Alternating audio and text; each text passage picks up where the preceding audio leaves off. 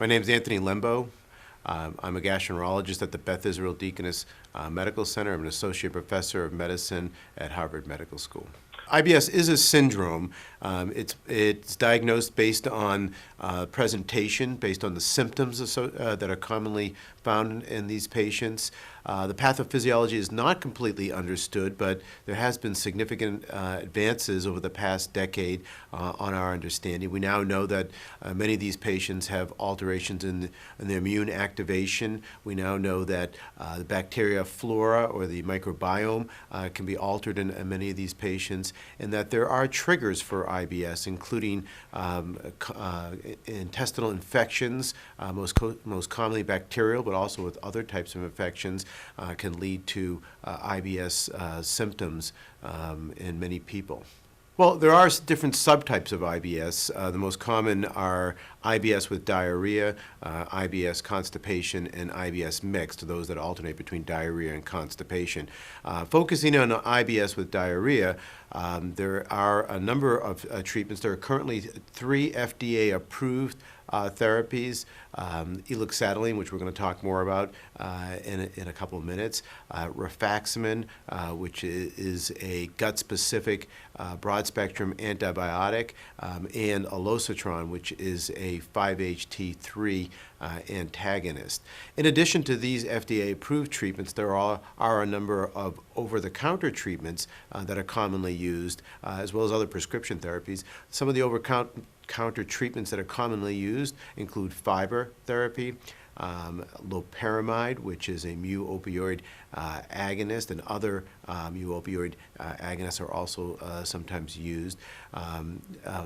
Bile acid sequestrants, which are sometimes used as well as antidepressants, particularly tricyclic antidepressants. It should be emphasized that that there's limited studies for most of those compounds. The ones that are probably the best studied to date are the tricyclic antidepressants, particularly amitriptyline, where there is a fair amount of data suggesting that it may be effective in some patients.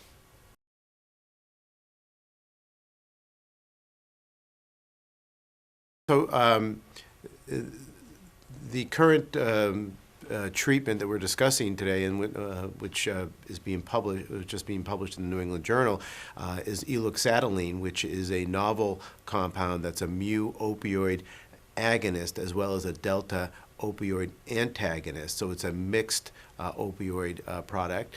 So it's fairly unique. It's unique in that regard. It does have low biosystemic availability, so it has a low potential for abuse as well. It is currently received a Schedule 4 from the FDA. So euphoria is rarely reported with this medication at the recommended doses, and even in healthy volunteers at even much higher doses, it's rarely reported. Again, it has a low biosystemic availability, so there's not a high risk. As I mentioned earlier, it's a Schedule 4, which means that it has a low risk for addiction. Okay. So these were 2 large randomized double-blind placebo-controlled trials performed in North America, predominantly within the United States, also within Canada as well. These were large trials. Over 2,000 patients were randomized. The trials were, one trial was 26 weeks in duration, followed by a withdrawal period, and the other trial was 52 weeks in duration, 26 weeks of efficacy, and then 26 additional weeks for safety.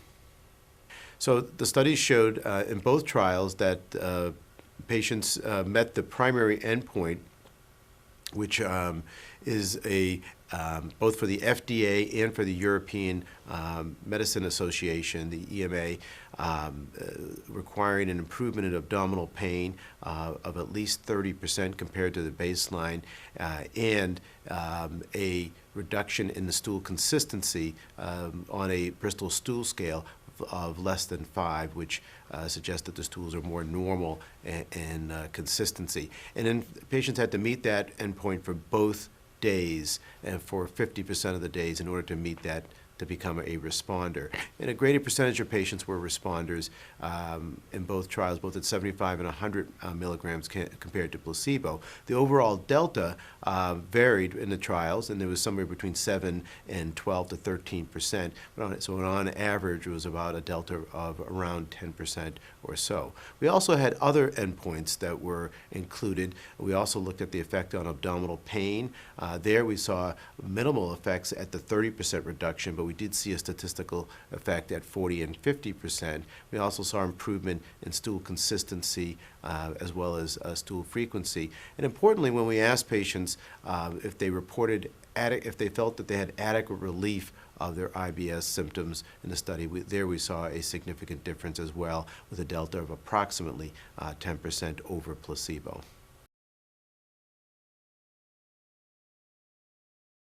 So there were several. The most common adverse events that we saw were nausea, abdominal pain, and constipation, and these occurred slightly more commonly in patients that received the medication versus placebo. In addition, as you mentioned, we did see 5 cases of acute pancreatitis, all self-limited. We also saw 8 cases of sphincter of Oddi dysfunction. And these cases occurred predominantly, almost exclusively, in patients that were either drinking excessive amounts of alcohol, and that was in the cases of pancreatitis, or did not have a gallbladder in the cases of sphincter of Oddi dysfunction. The presumed mechanism, although it's not entirely clear, but the presumed mechanism is that the mu opioid is affecting the sphincter of Oddi, causing spasm, which may result in both either pancreatitis or sphincter of Oddi dysfunction. But that's as I mentioned, it's a Schedule 4. It is in formula. It is it is at pharmacies now. It's available for patients to use. We've not had any difficulty in getting it approved as of yet from our patients. The restrictions are for patients. It's not recommended that patients who have more than 3 alcoholic beverages per day should not take this medication. And those patients that do not have a gallbladder should start at the lower dose, the 75 milligram dose, rather than the higher dose, which is 100 milligrams.